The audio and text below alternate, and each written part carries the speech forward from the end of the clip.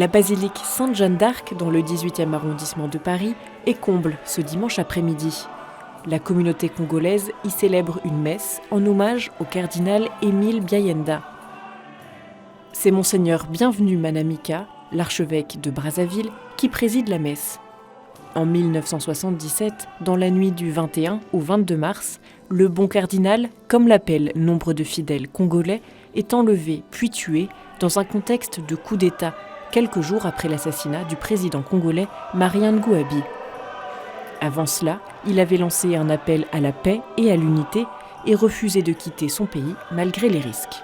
La vie du cardinal, j'allais dire, est impactante. On ne peut pas ne pas regarder cet homme et finalement éviter de regarder le Christ. Le cardinal nous reflète, n'est-ce pas, Jésus-Christ. Alors, dans ma vie, à moi, étant donné que le Christ est Dieu, il ne faut pas qu'on l'oublie, il est Dieu et homme, mais le cardinal est totalement homme. Et il nous montre, comme tous les saints d'ailleurs, que la sainteté est une possibilité humaine.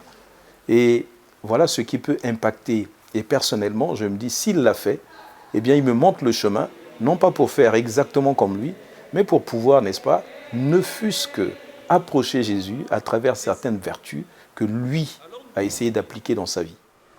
Frères et sœurs, le cardinal, s'étant imbibé de Jésus, a donné sa vie pour tous. Yves Nkunku est le président de la SEB, Association cardinale Émile Biayenda, créée en 1992. Pour perpétuer les valeurs du cardinal, à savoir la famille, l'éducation et même la prière et l'apostolat. Et donc, on a voulu créer une association. Il y a un dossier de canonisation à Rome pour le cardinal Émile Biayenda. Et donc, il faut rassembler tous les chrétiens, il faut rassembler toutes les forces pour cette cause.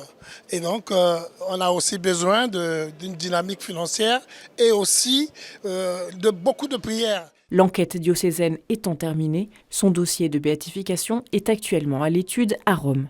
Il a beaucoup écrit sur la famille, il a beaucoup écrit sur l'éducation, il a beaucoup écrit sur les veuves qu'on maltraite souvent en Afrique et il a beaucoup écrit sur l'évangélisation aussi.